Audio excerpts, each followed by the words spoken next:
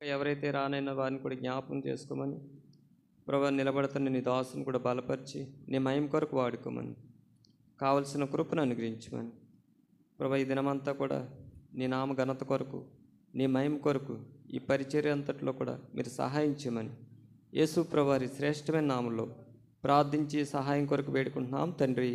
ఆమేన్.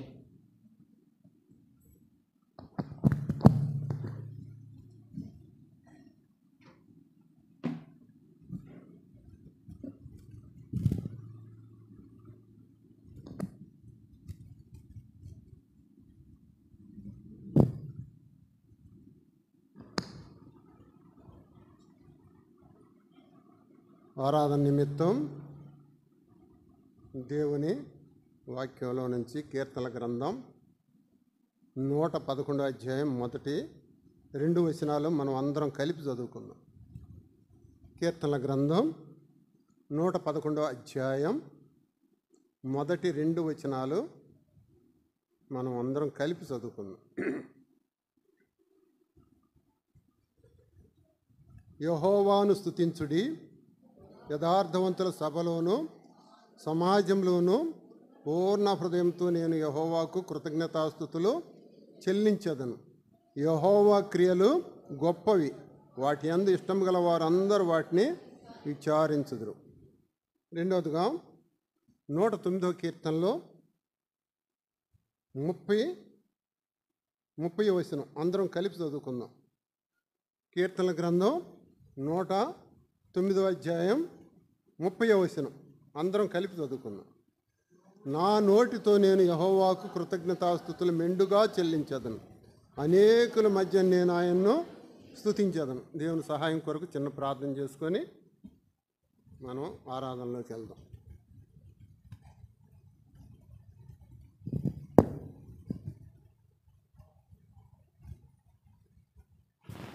పరిశుద్ధుడు అయిన దేవా, ప్రేమ గల మా ప్రియపరలోకపు తండ్రి, మీ పరిశుద్ధమైన నామములో ఈ ఉదయకాల సమయంలో మీరు ప్రేమించి మీ స్వరక్తం పెట్టుకున్న ఈ యొక్క బేతనీయ సంఘంలో మా ప్రభు నీ ప్రజలముగా చేరి మీ ఘనమైన నామాన్ని ఎంతవరకు కీర్తనల ద్వారా ఘనపరిచి మహింపరిచి హెచ్చించి పూజించే భాగ్యాన్ని మీరు మాకు అనుగ్రహించినందుకు వందనాలు దేవా. మేము కీర్తించడం ద్వారా మీరు మహిమ పొందిన మా తండ్రి అని మిమ్మల్ని గనపరుచుకుంటున్నాము మా ప్రభువా.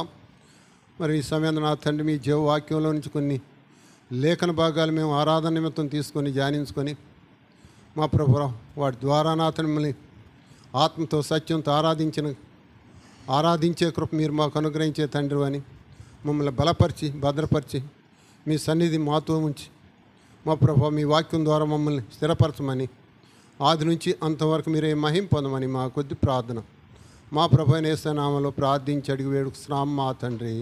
ఆమేన్.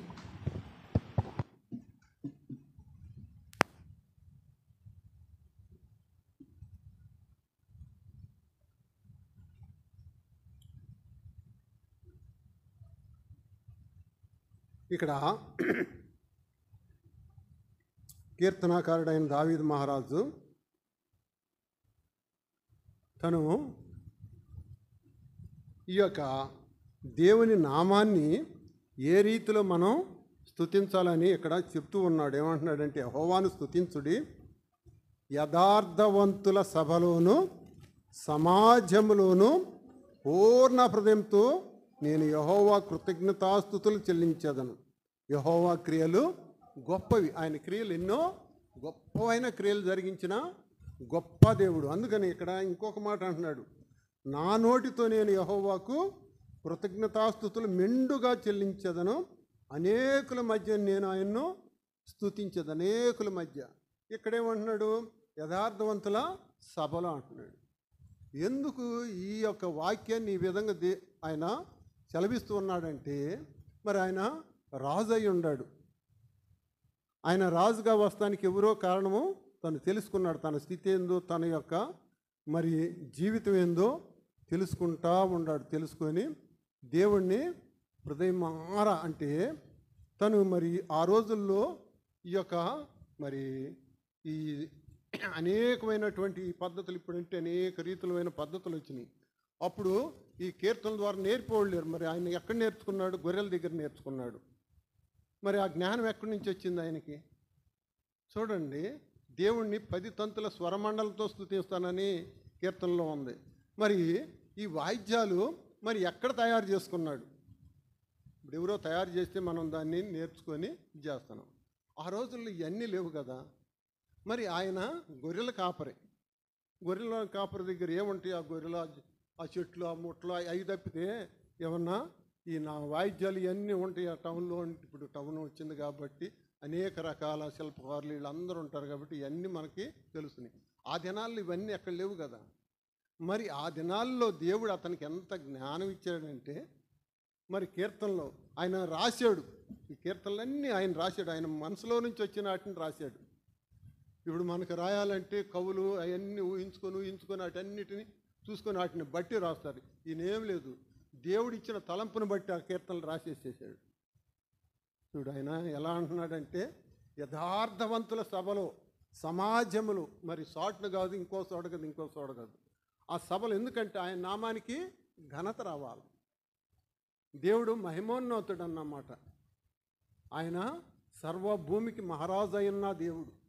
ఆయన గొప్పతనాన్ని ఎరిగి అంటాడు, యథార్థవంతుల సభలోను సమాజంలో పూర్ణ హృదయంతో నేను యెహోవా కృతజ్ఞతాస్తుతులు చెల్లించదనంటూ ఇక్కడేమంటున్నాడంటే, ఇక్కడ నా నోటితో నేను యెహోవాకు కృతజ్ఞతలు స్తుతులు మెండుగా చెల్లించదని అంటున్నాడు. ఎందుకు ఆయన చెల్లించదని అంటున్నాడంటే, కీర్తనల గ్రంథం 16వ అధ్యాయం, కీర్తనల గ్రంథం 16వ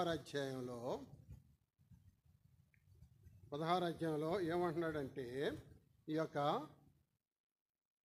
10-11 వచనాలు.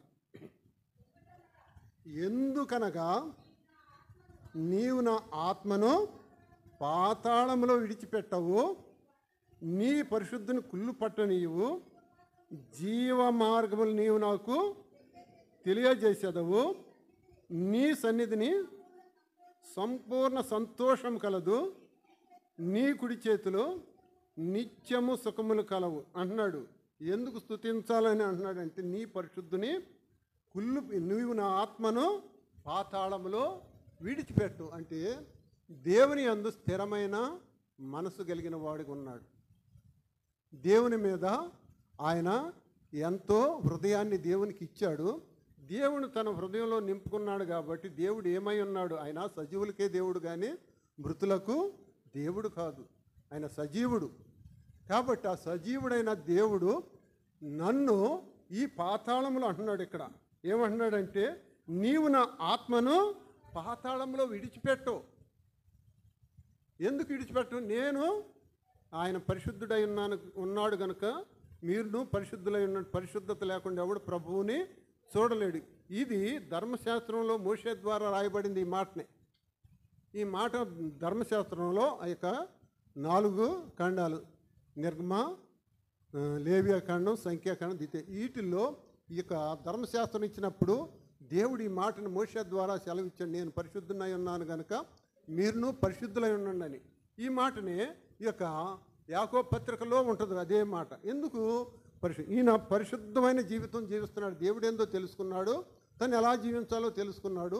అందుకని ఇప్పుడు ఏమంటున్నాడంటే, నీవు నా ఆత్మను పాతాళంలో విడిచిపెట్టు అంటూ ఏమంటున్నావు? నీ పరిశుద్ధుని కుళ్ళు పట్ట నీయవు, జీవ మార్గములు నీవు నాకు తెలియజేసేదు.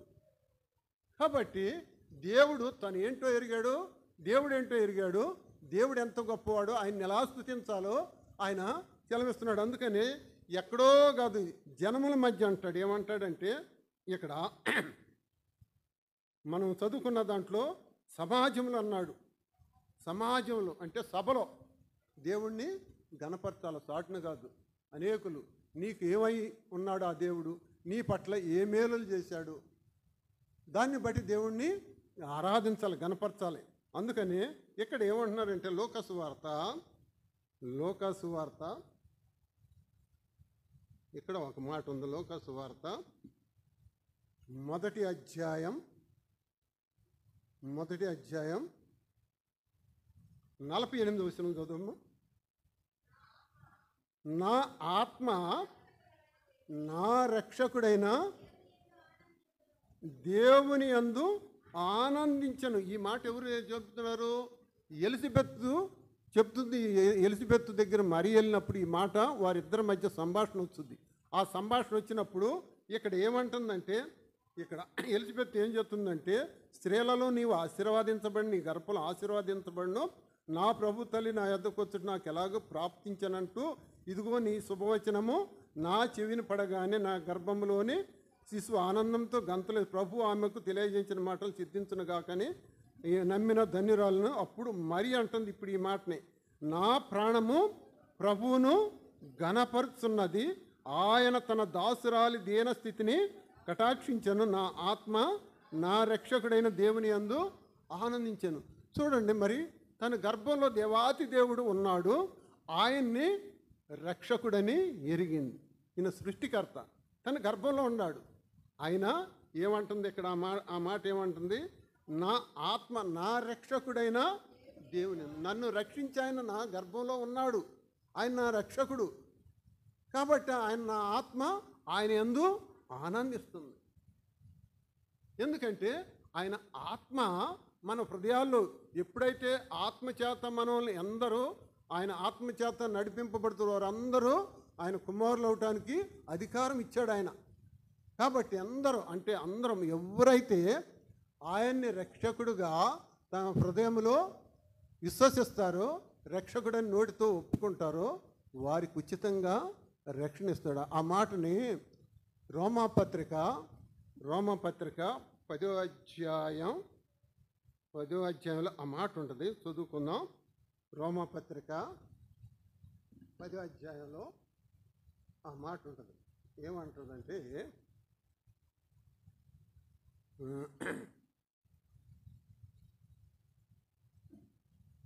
10వ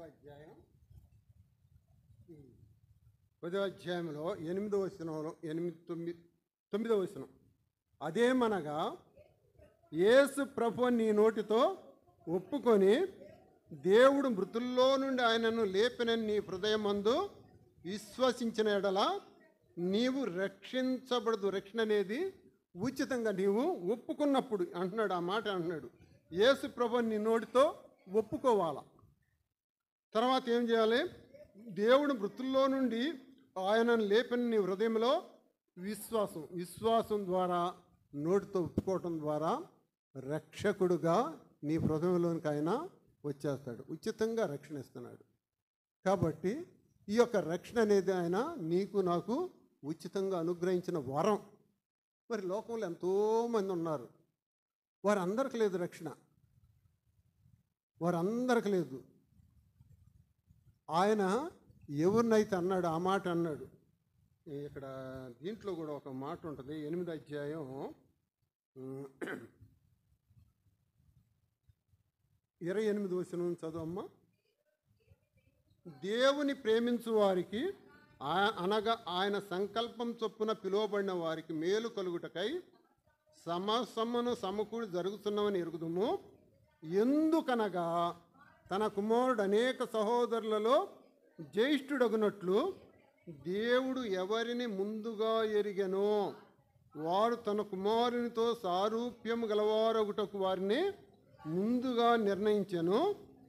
మరియు ఎవరిని ముందుగా నిర్ణయించెనో వారిని పిలిచెను, ఎవరిని పిలిచెనో వారిని నీతిమంతులుగా తీర్చెను, ఎవరిని నీతిమంతులుగా తీర్చెనో వారిని మహింపరిచెను. మహిమరాజ్యానికి ఆయన ముందుగా, మరి లోకంలో ఎంతోమంది ఉన్నారు, మనకంటే ఎంతో గొప్పవారు ఉన్నారు, ఎంతో విద్యావంతులు ఉన్నారు, గొప్ప జ్ఞానం కలిగినటువంటి వారు ఉన్నారు. మరి వారిని ఏర్పరచుకోవాలా లోకంలో. అందుకని ఇక్కడ ఏమంటాడు? ఎఫెసీ పత్రికలో ఒక మాట అంటాడు. ఎఫెసీ పత్రికలో చూడండి, ఎఫెసీ పత్రిక 1వ అధ్యాయంలో ఏమంటాడంటే,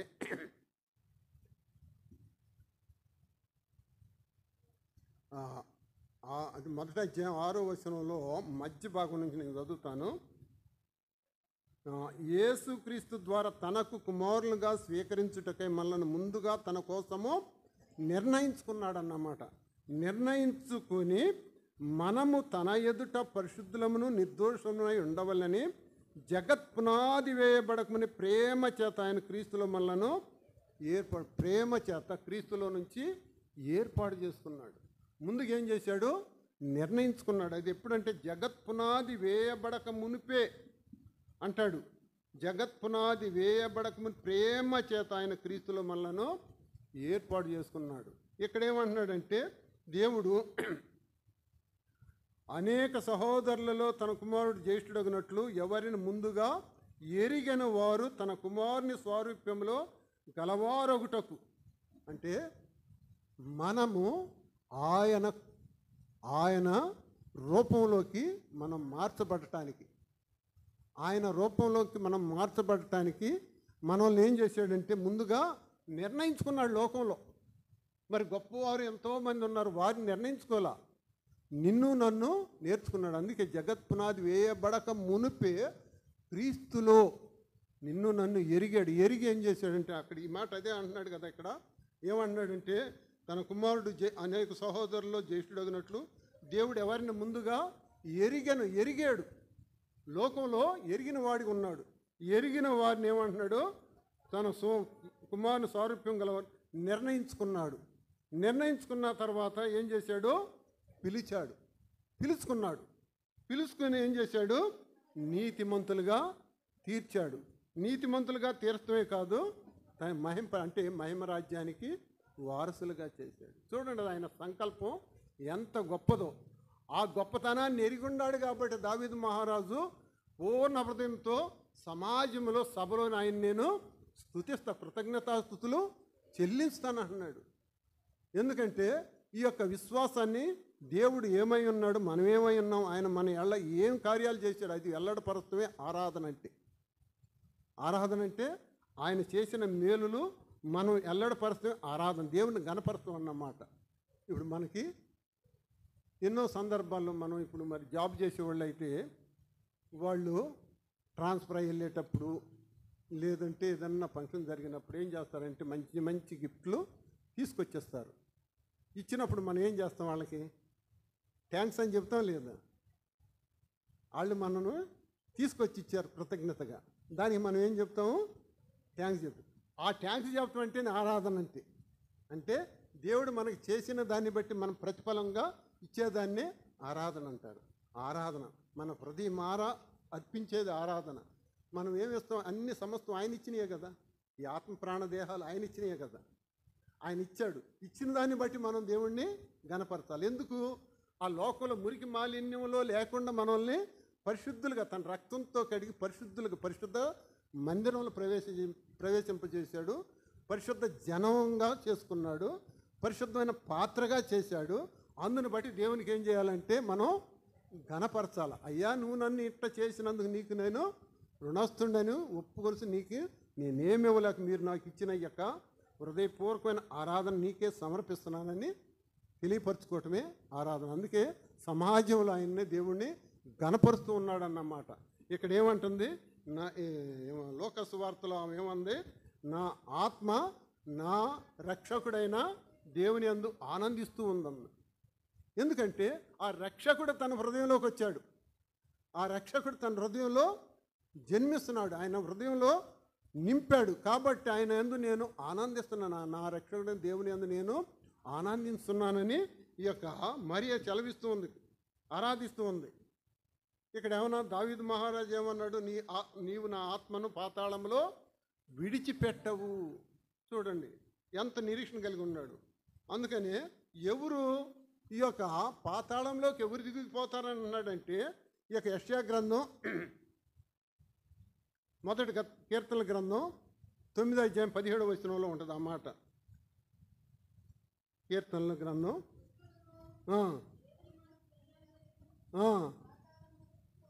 దుష్టులను దేవుని మరుసు జనులందరూ పాతాళంలో దిగిపోతారంట. దేవుడు ఇచ్చిన దాన్ని ఎల్లడపరచిపోతే ఎక్కడికి వెళ్తారు? వాళ్ళు పాతాళంలోకి వెళ్ళిపోతారు. అందుకని అంటున్నాడు.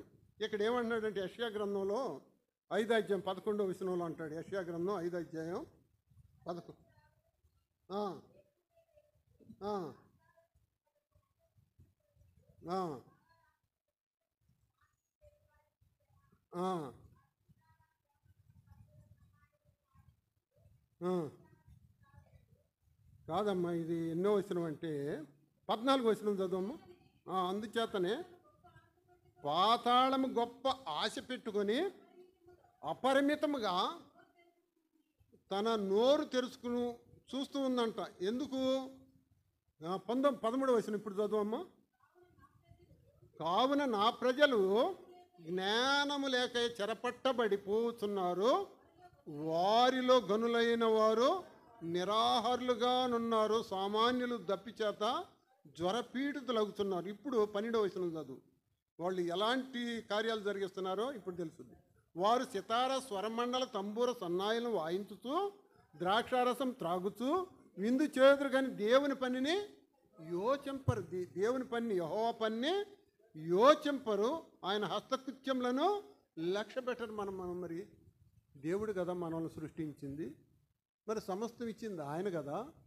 మరి ఆయన ఇస్తేనే కదా మనం ఆయన్ని గణపరస్థం పోయి వీళ్ళకీళ్ళు ఏం చేస్తున్నారంటే చితార, స్వరమండ, తంబూరం వాయించుతూ ద్రాక్షారసం త్రాగుతూ విందు చేస్తూ వారి లోక ఆనందం పొందుతూ ఉన్నారు. దేవుని మనసు జనులందరూ పాతాళానికి దిగిపోతారని ఇక్కడ దేవుడు సెలవిస్తున్నాడు. ఇక్కడ అందుకనే ఇక్కడ ఏమంటుందంటే, అందుచేతన పాతాళం గొప్ప ఆశ పెట్టుకుని అపరిమితముగా నోరు తెరుచున్న వారిలో గనులను, సామాన్లు, ఘోషయ్య వారిని, హర్షించు వారిను పడిపోవుదురు. కాబట్టి ఈ యొక్క దేవుని యొక్క సన్నిధిని ఎరిగి, దేవుని యొక్క గొప్పతనాన్ని ఎరిగి, లోకాన్ని ప్రేమించి, లోక ఆనందాన్ని స్నేహించి, లోకముతో మమేకమయ్యి, లోకంలో కలిసిపోయి దేవుని యొక్క మరుసటి జనులందరూ ఎక్కడికి వెళ్ళిపోతున్నారంటే పాతాళానికి వెళ్ళిపోతున్నారు. ఇప్పుడు దావీదు మహారాజు అంటున్నాడు, నీవు నా ఆత్మను పాతాళంలో విడిచిపెట్టవు. ఎందుకు? నేను సమాజంలో నిన్ను ఘనపరుస్తున్నా, స్తుతిస్తున్నా, కృతజ్ఞతాస్తుతులు చెల్లిస్తున్నా. నీవు నా దేవుడు, వేకువని నేను నిన్ను వెతికేదని అంటాడు. వేకువని లెగత్వం ఆయన్ని వెతికేవాడికి ఉన్నాడు. ఆయన్ని ఆరాధించాలని రేయి జాములు కాకమునిపే అంటున్నాడు కీర్తనలో ఉంటా మాట. రేయి జాములు కాకమునిపే ఆయన సన్నిధిలో ఆనందించేవాడిగా ఉంటున్నాడు. అలాగే ఇక్కడ ఏపు గ్రంథం 21వ అధ్యాయం, ఏపు గ్రంథం 21వ అధ్యాయంలో 21వ అధ్యాయం 13 వచనం. 21వ అధ్యాయం 13 వచనం చదవమ్మా. వారు శ్రేయస్సు కలిగి తన దినములు గడుపుదురు, ఒక్క క్షణంలోనే పాతాళానికి దిగిపోతారంట. లోకాన్ని స్నేహించిన వారు, లోకంలో మమేకమై లోకాన్ని స్నేహించి లోకంతో ఉన్నవారు ఎలా ఉండారంటే ఒక్క క్షణంలోనే పాతాళానికి దిగిపోతారంట. మనం ఇందాక యెషయా గ్రంథంలో చదువుకున్నదే ఇక్కడ కూడా అదే మాట ఉంది.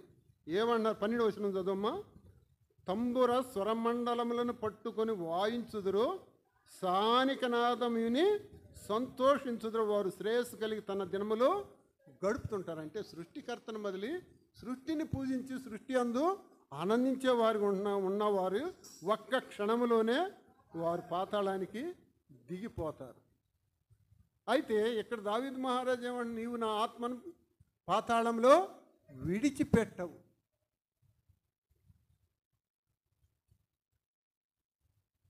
ఇక్కడ అంటున్నాడు కీర్తన గ్రంథం 30 అధ్యాయం 3వ వచనంలో, కీర్తన 33లో ఒక మాట ఉంటుంది. యెహోవా ఇక్కడ అంటున్నాడు, 2వ వచనం, యెహోవా నా దేవా, నేను నీకు మొరపెట్టక నీవు నన్ను స్వస్థపరిచితివి. యెహోవా పాతాళములో నుండి నా ప్రాణమును లేవదీసితివి. నేను గోతిలోనికి దిక్కుని నీవు నన్ను బ్రతికించదు. ఎన్నో అపాయాలు చుట్టుకునే దావీదు మహారాజు జీవితంలో ఎన్నో వచ్చినాయి. మానవుడికి వచ్చేది అంటే ముఖ్యంగా విశ్వాసకే కష్టాలు ఎక్కువ వచ్చేది. ఎవరికంటే విశ్వాసకే వస్తాయి, లోకంలో ఉండేవారికి రావు. ఎందుకంటే లోకం తన వారిని స్నేహించుద్ది. దేవుని బిడ్డను ఏం చేస్తుందంటే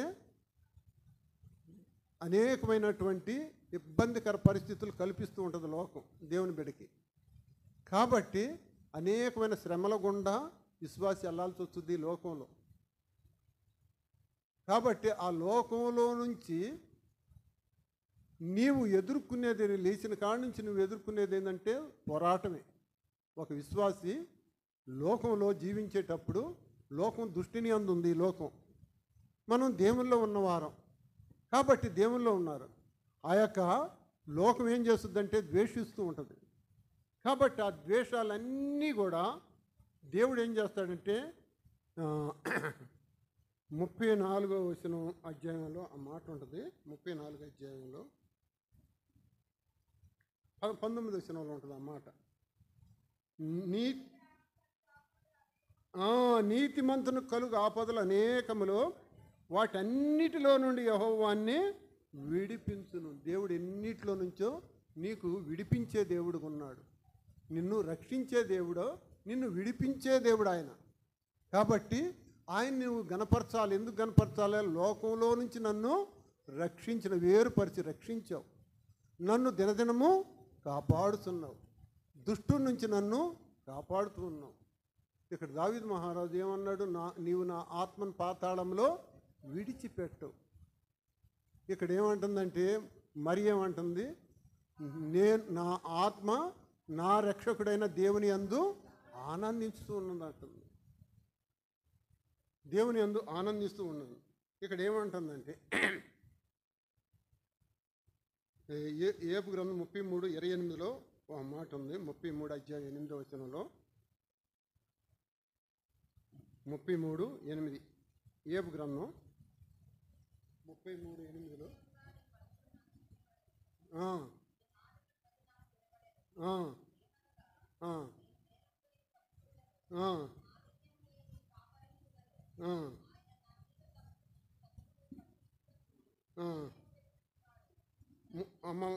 క్షమించండి 28 వచనం. కోపములోనికి దిగిపోకుండా నా ప్రాణమును ఆయన విమోచించి ఉన్నాడు. నా జీవము వెలుగును చూచుతున్నది. పాతంలోని పోకుండా కోపం అంటే పాప కోపంలోనికి దిగిపోకుండా నా ప్రాణమును ఆయన విమోచించి ఉన్నాడు. ఎందుకు విమోచించి ఉన్నాడంటే నిన్ను ఎరిగాడు. ఎరిగి ఏం చేసుకుని నిర్ణయించుకొని ఏం చేశాడు? పిలుచుకొని నిన్ను నీతిమంతునిగా తీర్చి ఆ నిత్యరాజ్యానికి నిన్ను వారసునిగా చేశాడు. అందును బట్టి దేవుణ్ణి ఇప్పుడు ఏమంటున్నాడంటే ఇక్కడ మళ్ళీ ఒకసారి చదుదాం. కోపంలోనికి దిగిపోకుండా నా ప్రాణమును ఆయన విమోచించి ఉన్నాడు. నా జీవము వెలుగు చూచుతున్నది. ఇక్కడ యోబు భక్తుడు ఈ మాటను సెలవిస్తున్నాడు. ఆయన సర్వం కోల్పోయాడా లేదా? కోల్పోయి కూడా ఇప్పుడు ఏమంటున్నాడు? నా కోపంలోనికి దిగిపోకుండా నా ప్రాణమును ఆయన విమోచించి ఉన్నాడు. నా జీవము వెలుగు. ఇప్పుడు వెలుగులో ఉన్నాడు. సమస్తం ఏమనుకుంటున్నాడు? యెహోవా ఇచ్చాడు, యెహోవా తీసుకున్నాడు. ఆయన నామానికే మహిమ కలుగును. ఎక్కడ కూడా దేవుడిని ఒక్క మాట కూడా అన్నా. మనమైతే కొంచెం కష్టం తగ్గంగానే ఏం దేవుడు మాకే ఈ కష్టాలు తెచ్చాడు, నాకే ఇవన్నీ తెచ్చాడు. నిన్ను ఏమంటున్నాడంటే ఇబ్బంది కొలిమిలో నిన్ను పరీక్షిస్తున్నాను అంటున్నాడు. ఇబ్బంది కొలిమి, అనేకమైన కష్టాలు, ఇరుకుల్లో. ఎందుకంటే నువ్వు మేలిమి బంగారంలాగా మార్చాలంటే ఈ తుప్పంతా పోవాలి, నీలో మష్టంతా పోవాలి. అప్పుడు నీవు పరిశుద్ధమైన ప్రశస్తమైన బంగారంలాగా మెరిసి కాంతి నీయగలుగుతావు. అదే పరిశుద్ధత అంటే. అందుకే నేను పరిశుద్ధుడై ఉన్నాను కనుక మీరును పరిశుద్ధులై ఉండండి. పరిశుద్ధత లేకుండా ప్రభువుని చూడలేరు. అందుకనే నిన్ను లోకంలో నుంచి, పాపంలో నుంచి విమోచించి తన రక్తం ద్వారా కడిగి నిన్ను పరిశుద్ధుడిగా చేసి తన ఎదుట, తన సింహాసనం ఎదుట నిర్దోషిగా నిలవబెట్టడానికి ఆయన నిన్ను ఉదక స్నానంతో ఆయన కడిగి పవిత్రపరిచి దినదినం నిన్ను భద్రపరుస్తూ ఉన్నాడు. అనేకమైన శ్రమల్లో నుంచి కాపాడుతున్నాడు. నీతిమంతుని కలుగు ఆపదలు వాటన్నిటిలో నుంచి ఆయన కాపాడి విడిపిస్తూ ఉంటున్నాడు.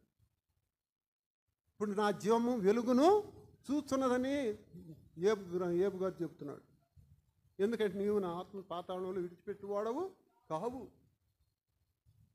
కాబట్టి నిన్ను ఆ పాపం నుంచి శాపం నుంచి విడిపించి ఆయన సన్నిధికి నడిపించి నిన్ను ప్రత్యేకపరుచుకొని తన బిడ్డగా స్వరక్తం పెట్టి కొని కడిగి నిన్ను తన సొంత రక్షణని, నీకు సొంత రక్షణ, తన ప్రాణాన్ని క్రయంగా అర్పించి ఆ రక్తం ద్వారా కొని తన సొంత కుమారునిగా స్వీకరించాడు. అందుని బట్టి దేవుణ్ణి మనం ఆరాధించాలి. కాబట్టి దేవుడు ఆరాధనలకు పాత్రుడు, స్తుతులకు యోగ్యుడైన దేవుడు. అలాగే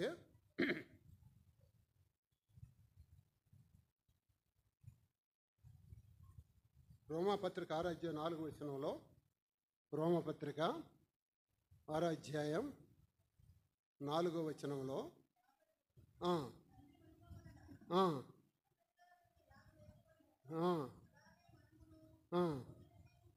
నూతన జీవం పొందిన వారమై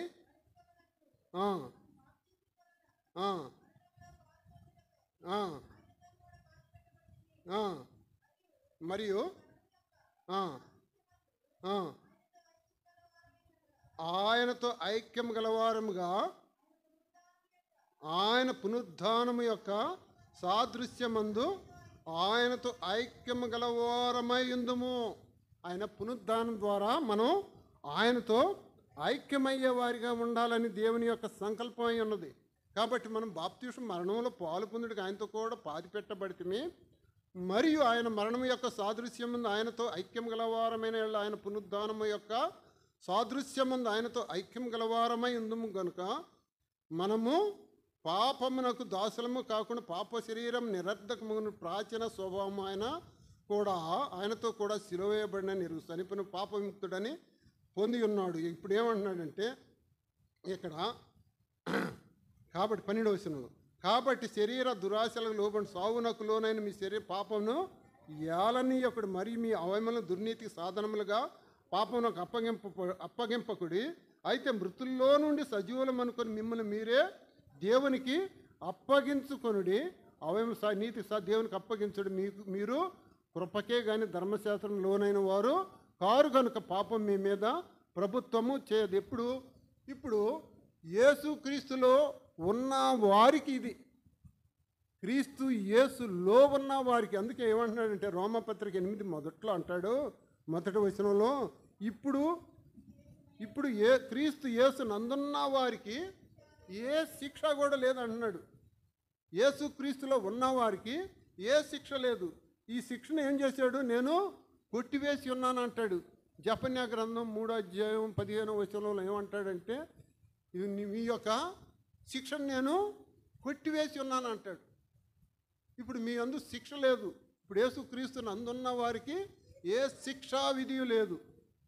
కాబట్టి మీకు రావాల్సిన శిక్ష నేను కొట్టివేసి ఉన్నాను అంటూ అక్కడ ఏమంటాడంటే, యెరూషలేము కుమార్తెల, సియోను వాసులారా, యెరూషలేము నివాసులారా, సంతోషించి గంతులు వేయడి.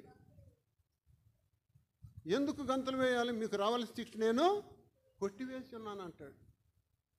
కాబట్టి నీకు నాకు రావాల్సిన శిక్షను ఆయన కొట్టివేసి ఉన్నాడు. ఇప్పుడు నిత్య నరకాన్ని నుంచి తప్పించి నిత్య జీవములోనికి దాటించాడు. కాబట్టి ఇప్పుడు దావీదు మహారాజు అంటాడు, నా ప్రాణం నీవు పాతాళంలో విడిచిపెట్టువాడవు కావు. ఏమేమంటుంది మరియా? నా ఆత్మ నా రక్షకుడైన దేవుని యందు ఆనందిస్తూ ఉంటుందంటుంది. ఎందుకంటే ఈయన రక్షకుడు, ఈయన పాపం నుంచి విమోచించే రక్షకుడు. రక్షకుడు అంటే రక్షించేవాడు. యేసు అంటేనే రక్షకుడు. ఆయనకి మన కొరకు రక్షకుడుగా పంపించాడు. నీచులమైన, మరి అదే ఎఫెసీ పత్రిక 2వ అధ్యాయంలో ఉంటుంది కదా, ఆ మాట 2వ అధ్యాయం 1వ వచనంలో ఉంటుంది కదా, అపరాధముల చేత పాపముల చేత సచ్చిన వారమైన క్రీస్తుతో కూడా బ్రతికించాడు. క్రీస్తు ఎప్పుడైతే మరణాన్ని జయించి తిరిగి లేచాడో ఆయన అందు విశ్వాసం ఉంచిన వారందరూ కూడా ఆ మరణాన్ని జయించిన వారు. అంటాడు కదా మొదటి యోహాను పత్రికలు అంటాడు, నేను లోకమును జయించి ఉన్నాను అంటాడు. ఆయన యందు మనం కూడా ఉన్నప్పుడు ఇప్పుడు యేసుక్రీస్తులో ఉన్న వారికి ఏ శిక్ష విధి కూడా లేదు. జపన్యాలు ఏమంటున్నాడు, మీకు రావాల్సిన శిక్ష నేను కొట్టివేసి ఉన్నాను.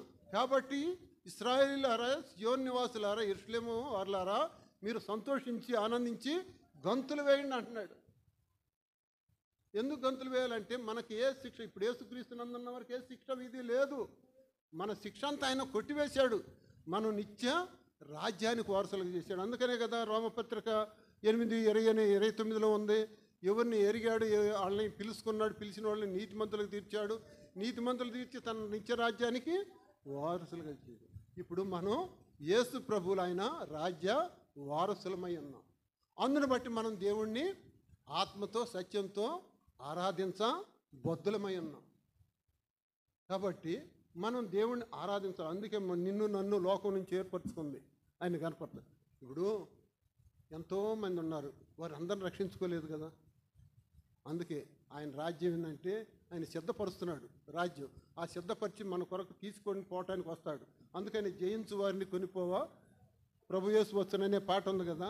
వస్తాడు రెప్పపాటులోని మనం ఉన్నా పరినే ఈ శరీరం ఏమవుద్దంటే మహిమ శరీరంగా మార్చబడు. మహిమ శరీరం అంటే ఏందో తెలుసా? లింగభేదం ఉండదు, మగ ఆడ ఉండదు, ఒకే ఒక దేవుని పోలి, దేవుని కుమారులు, కుమార్తెలని లేదు అక్కడ. దేవుని కుమారులు అందరూ కూడా కుమారులే. దేవుని కుమార్తెలని అక్కడ బైబిల్లో ఇక్కడ లేదు. ఏమని ఉంది? దేవుని కుమారులు ఆయన్ని పోలి ఉంటారు. ఇక్కడ లోకంలో ఉన్నాం కాబట్టి లింగభేదం ఉంది, అక్కడ లింగభేదం లేదు. ఆయన్నో పోలి అంటాడు. వీళ్ళు వచ్చే ప్రధాన యాజకులు వచ్చి యేసు ప్రభువుని అన్ని ఆయన ఎమ్మట ఉండి రోజు ఆయనలో తప్పులు ఎదగాలని చూస్తూ ఉంటారన్నమాట. వాళ్ళు ఈ శాస్త్రుల పరిచయాలకు అదే ఉద్యోగం వాళ్ళకి. యేసు ప్రభు ఏమైనా సువార్త ప్రకటిస్తూ ఉంటుంటే ఈయనలో ఎక్కడ తప్పులు పట్టుకోవాలి, ఎక్కడ తప్పులు పట్టుకొని రోజు వాళ్ళు వెతుకుతూ ఉంటారు. అయితే ఇక్కడ ఏమవుద్దంటే ఇక్కడ ఒక సిట్యువేషన్ జరుగుద్ది. ఒక అతను ఇశ్రాయేలీయుల అతను తన కుమారుడికి, తనకి 7 కుమారులు, మొదటి కుమారుడికి ఒక అమ్మాయిని తీసుకొచ్చి పెళ్లి చేస్తాడు. పెళ్లి చేస్తాము ఏమవుతుందంటే ఆయన చనిపోతాడు.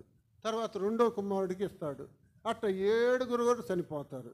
లాస్ట్లో ఆ ఒక్కతే మిగులుద్ది. యేసు ప్రభుని చిక్కుల్లో పెడతానికి ఈ మాట అడుగుతారు వాళ్ళు వచ్చి, అయ్యా మరి పునరుద్ధానం అందు యేసు ప్రభు అప్పుడే చెప్తాడు, ఈ పునరుద్ధానం అందు ఏమో ఎవరికి భార్య, నువ్వు అది చెప్పు అంటారు. అందుకని ఓరి పిచ్చోళ్ళారా, మీరు ధర్మశాస్త్రాన్ని ఇవన్నీ చదవలేదా? దేవుడు ఏమని చెప్పాడు? అబ్రహాముకి దేవుడు, ఇస్సాకుకు దేవుడు, యాకోబుకి దేవుడు, అందరికీ దేవుడు. అందరినీ ఆయన ముందు పురుషునే సృష్టించాడు కానీ స్త్రీని సృష్టించాల. రేపు మహిమ రాజ్యంలో అందరూ కూడా దేవుని కుమారులను పోలి ఉంటారు కానీ కుమార్తెలుగా ఉండనే ఉండరు. కాబట్టి మనం రెప్పపాటులో ఆయన రూపంలో మారుతాం. ఇప్పుడు దూతను పంపించారు. మనం ఏమనుకుంటున్నాం అంటే దూత అంటే ఆడమనిషి అనుకుంటారు కొంతమంది. దూత అంటే మగవాళ్ళే, అంటే రూపం. ఆయన కుమారుడు అన్నమాట. దూత అంటే ఆయన కుమారుడు. గబ్రియల్ దూత, మిఖాయేలు దూతలు. ఇప్పుడు లూసిఫర్ కూడా దూతే, ప్రధాన దూత లూసిఫర్. అంటే దేవుని కంటే కొంచెం తక్కువ జ్ఞానం. దేవుడు సమస్తం సృష్టించినంత చెప్తూ వచ్చేలాగే గర్వం వచ్చేసింది. దేవుడు నాకంటే ఏం గొప్ప అని చెప్పేసి ఆయన సింహాసనం ఎక్కుతాన్ని చూసే టైంలో దేవుడు సృష్టికర్తగా సృష్టించిన ఆయన, ఆ దూతను సృష్టించి కూడా ఆయనే. అప్పుడు ఇక్కడ ఉండటానికి నువ్వు వీల్లేదని నెట్టేశాడు. కాబట్టి ఎప్పుడైతే ఆ రూపంలో ఇప్పుడు సృష్టింది ఏంటంటే, ఇది అసలు మనం ఈ యొక్క బైబిల్ విధానం ఏంటంటే దేవుని యొక్క రూపంలో దేవుణ్ణి గణపరచాలనే ఆయన సృష్టించాడు. అయితే ఆ సృష్టి ఏమైందంటే మలినమైపోయింది ప్రధాన దూత గర్వంతో. అయితే మనిషిని సృష్టించాడు రెండవదిగా. ఆ మనిషిని సృష్టిస్తే మనిషిని కూడా ఈ యొక్క దూత ఏమని చేసి చెడగొట్టింది పాపంలో. తిరిగి ఆ పాపంలో నుంచి ఆ మనిషిని తన రూపంలో మార్చుకోవడానికి ఎవరు రావాల్సి వచ్చిందంటే దేవాతి దేవుడే వచ్చి బలి అయిపోయి ఆయన రక్తం ద్వారా తిరిగి ఆ పాపాన్ని అంతా కడిగివేసి పరిశుద్ధులుగా చేసుకొని తన రూపంలో మార్చుకొని మళ్ళీ మనం అప్పుడు రాజులైన యాజక సమూహం అంటే దేవుడిని గణపరుస్తాయి. కంటే ఈ లోకం ఉండదు. అప్పుడు ఈ లింగ బాధ ఇవన్నీ ఉండవు. ఈ భూలోకం ఇవి ఉండదు, పరలోకమే. మనం దాని కొరకు సిద్ధపడుతున్నాం. ఇప్పుడు ఈ లోకంలో ఉండగా మనం సిద్ధపడుతున్నాం. మనకు ఒక రోజు వచ్చింది. ఇప్పుడు అంత అంత్యకాలం జరిగింది చూస్తున్నారు. దేవుడు చెప్పిన అన్నీ జరిగినాయో జరగలేదు. ఆయన రాకడే అతి సమీపం ఉంది. కాబట్టి మనకిచ్చిన రక్షణ కాపాడుకుంటూ దినదినం దాన్ని కాపాడుకుంటూ ఉండాలి. ఒక క్షణం ఒక రెప్పపాట్లో మనం మార్చబడతాం, ఆయన రూపంలో మార్చబడతాం. అది గొప్ప ఆధిక్యత. దాన్ని దృష్టించుకొని మన రక్షణ కాపాడుకోవాలి దినదినం. ఇదంతా తుచ్చమైంది. అందుకే కదా అబ్రహాము 318 మంది జీతగాళ్ళు. మరి ఆయన ఏమన్నా బిల్డింగ్ కట్టించుకున్నాడా? మన ఊర్లో 10 మంది జీతగాళ్ళు ఉంటేనే గొప్ప రైతు అంటారు. 10 మంది ఉంటే గొప్ప రైతు అంటారు. ఆయన 318 మంది జీతగాళ్ళు ఉన్నప్పుడు ఆయన ఎంత ధనవంతుడు. ఆయన ఎక్కడున్నాడు? గుడారాల్లో ఉన్నాడు. అంటాడు ఎబ్రీ పత్రికలో, దేనికి దేవుడు శిల్పియు నిర్మాణకుడు ఆ పునాదులు గల పట్టణం కొరకు ఎదురు చూస్తే ఈ లోకము తుచ్చమైందని చెప్పేసి మోషే కూడా అంతే అంటాడు. అక్కడ చక్కగా రాయబడి ఉంది. ఆ రాజ్యం కొరకు ఎదురు చూస్తున్నాం అంతే. కాబట్టి మనం కూడా ఆ దేవాతి దేవుడి లోకం నుంచి పాపం నుంచి మనం రక్షించుకొని తన రాజ్య నివాసులుగా చేశాడు. కాబట్టి దేవుడిని మనం ఆరాధించబద్ధులమై ఉన్నాం. ఇదే ఆరాధన. అయ్యా నన్ను పాపం నుంచి విమోచించావు, అందును బట్టి నీకు వందనాలు. ఇదే ఆరాధన అంటే. కాబట్టి